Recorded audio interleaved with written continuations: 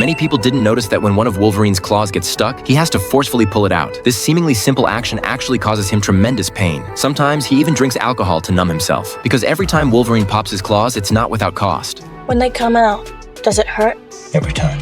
Every time the claws come out, they cut through the skin on his knuckles. Although his healing factor repairs the wounds, the process is still extremely painful. And when he retracts the claws, it hurts even more because the healed flesh gets torn open again. That's why, after he puts on his suit, you can see those metal strips on his gloves. These metal strips help his claws extend straight without going crooked, reducing further piercing of his own tissue. Also, when Logan puts on his mask, you can see that his arms are very muscular. Holy shit! You save the good stuff for special occasions?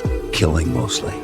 What's the wind resistance on those blowjob handles? You might think that Hugh Jackman trained very hard to achieve that physique, but actually, the arms in this scene were created with CGI, because the director wanted to hide Hugh Jackman's real body shape throughout the entire movie. That's why at the beginning of the film, we always see him wearing long sleeves, making everyone think Hugh Jackman had lost his physique. Then, when the suit rips open to reveal his toned body, we're all surprised. But the problem was that after the trailer was released, many fans started complaining, because in the comics, Wolverine doesn't wear long sleeves. So the studio removed the long sleeves in post-production. But since they couldn't reshoot all the scenes without long sleeves, some shots retained the CGI modified arms. That's why sometimes Wolverine looks a little strange. Many people didn't notice that when Thor chopped off Thanos' head with his axe, the Thanos from the past observed this moment through his daughter Nebula's memories and discovered that terrifying truth. Therefore, in the final battle of Endgame, the Infinity Gauntlet was right next to Thanos. He could have taken it immediately, but he didn't. This is because Thanos knew very well that Thor was the only Avenger capable of killing him with a single axe strike. So he decided to block Thor's attack first before going for the gauntlet. Thanos was afraid of repeating the same mistake. Perhaps I treated you too harshly. What did you do? Here's another detail you might have missed. When Ultron and Captain America fought, we saw Cap throw his shield and pierce through the enemy, but it didn't cause any damage. Also, when Ultron fired lasers at him twice, Cap's suit showed no signs of damage at all. This shows that when Tony designed this suit, he gave it extremely high protective capabilities. This creates a great parallel. Howard Stark built the shield to protect Captain America, and 70 years later, his son Tony upgraded Captain America's suit to continue protecting him. He's my friend. So was I.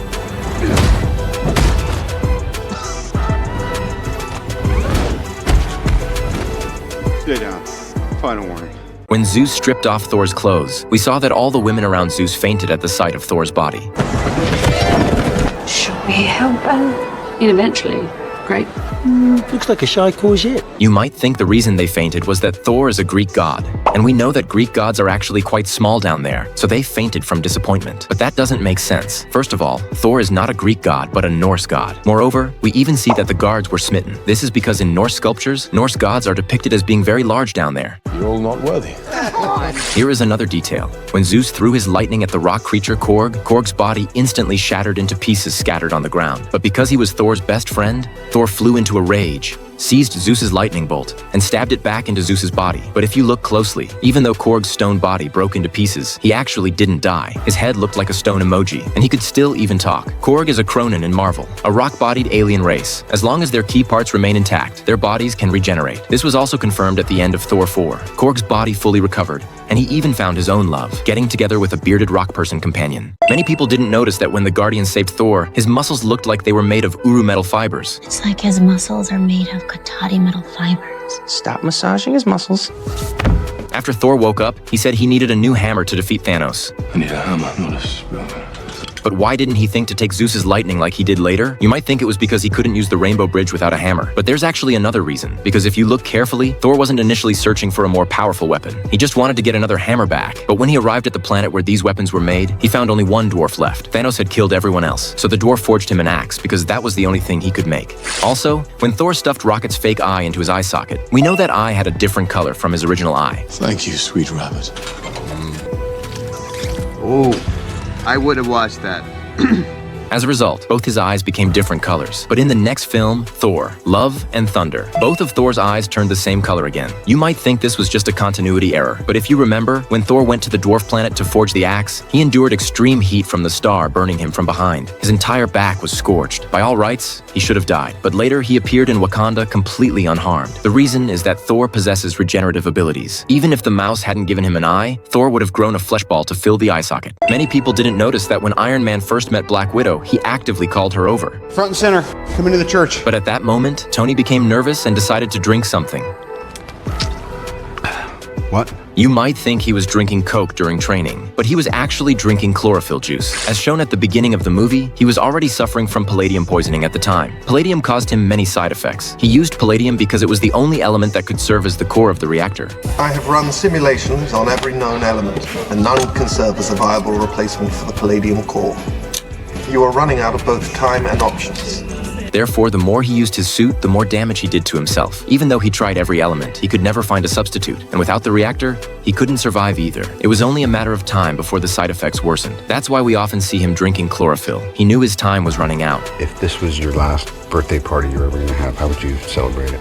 I'd do whatever I wanted to do, with whoever I wanted to do it. And there is a small hidden detail within this. In Iron Man 1, Tony was still drinking lighter-colored chlorophyll juice. But in Iron Man 2, because Tony's palladium poisoning symptoms had become more severe, he was drinking dark, almost black, high-concentration chlorophyll juice. Fortunately, Tony cracked the code in his father's notes and discovered a brand new, unknown element from the origin of the universe. It could perfectly replace palladium as the reactor's energy source, temporarily saving his life. Many people didn't notice that when Iron Man grabbed that nuclear missile and prepared to send it into the wormhole, we all knew it was a one-way trip. Even Jarvis knew that, which is why he kept reminding Tony. Stark, you know that's a one-way trip. Save the rest for the turn, Jay. Sir, shall I try Miss Potts? Might as well. But even so, Tony still decided to do it. Even though his suit had already lost power at first, he still managed to hit the Chitauri mothership. And although Tony was right next to the nuclear missile when it exploded, after the wormhole closed, he still managed to escape by luck. By then, he had already passed out from lack of oxygen. We can see that Thor was ready to catch him, but in the end, it was Hulk who grabbed him in midair. You might think Hulk saved him.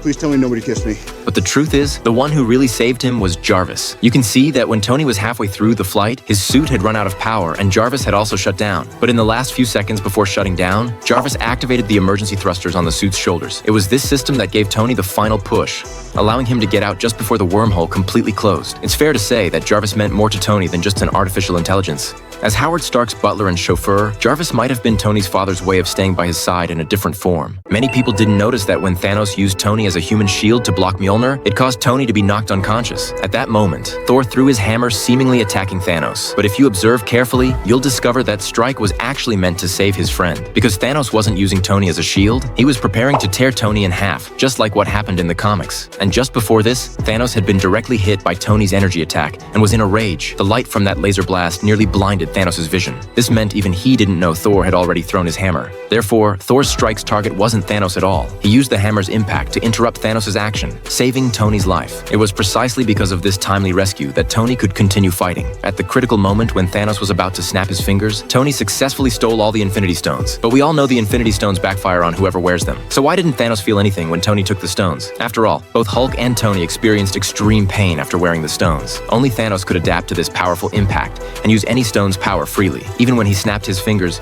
he didn't show much pain. In the end, his arm was only scorched by the stone's energy burst. So the reason Thanos didn't notice Tony stealing the stones was because of his special physiology. After wearing the Infinity Gauntlet, he experienced almost no pain, so he couldn't feel it.